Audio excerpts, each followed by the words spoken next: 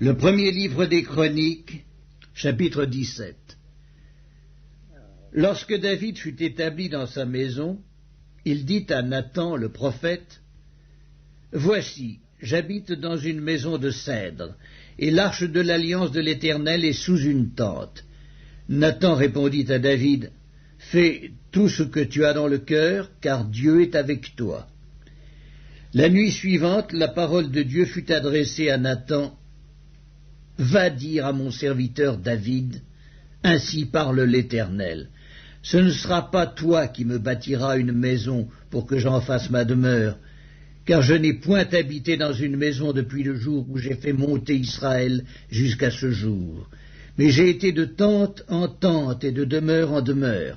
Partout où j'ai marché avec tout Israël, ai-je dit un mot à quelqu'un des juges d'Israël à qui j'avais ordonné de paître mon peuple? Ai-je dit, pourquoi ne me bâtissez-vous pas une maison de cèdre? Maintenant tu diras à mon serviteur David, ainsi parle l'Éternel des armées, je t'ai pris au pâturage derrière les brebis pour que tu fusses chef de mon peuple d'Israël. J'ai été avec toi partout où tu as marché. J'ai exterminé tous tes ennemis devant toi, et j'ai rendu ton nom semblable au nom des grands qui sont sur la terre. J'ai donné une demeure à mon peuple d'Israël, et je l'ai planté pour qu'il soit fixé et ne soit plus agité, pour que les méchants ne le détruisent plus comme auparavant et comme à l'époque où j'avais établi des juges sur mon peuple d'Israël. J'ai humilié tous tes ennemis, et je t'annonce que l'Éternel te bâtira une maison. Quand tes jours seront accomplis, et que tu iras auprès de tes pères, j'élèverai ta postérité après toi, l'un de tes fils, et j'affermirai son règne. Ce sera lui qui me bâtira une maison, et j'affermirai pour toujours son trône. Je serai pour lui un père, et il sera pour moi un fils, et je ne lui retirerai point ma grâce, comme je l'ai retiré à celui qui t'a précédé. Je l'établirai pour toujours dans ma maison et dans mon royaume, et son trône sera pour toujours affermi. » Nathan rapporta à David toutes ces paroles et toute cette vision.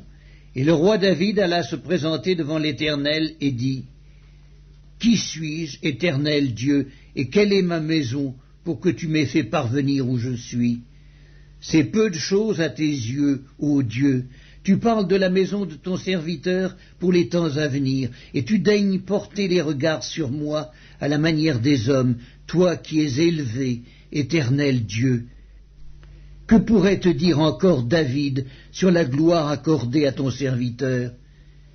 Tu connais ton serviteur, ô Éternel. C'est à cause de ton serviteur et selon ton cœur que tu as fait toutes ces grandes choses pour les lui révéler. Ô Éternel, nul n'est semblable à toi, et il n'y a point d'autre Dieu que toi, d'après tout ce que nous avons entendu de nos oreilles.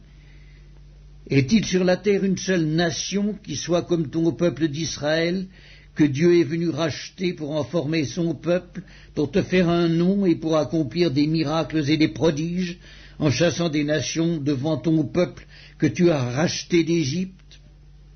Tu as établi ton peuple d'Israël pour qu'il fût ton peuple à toujours. Et toi, Éternel, tu es devenu son Dieu. Maintenant, ô Éternel, que la parole que tu as prononcée sur ton serviteur et sur sa maison subsiste éternellement et agit selon ta parole.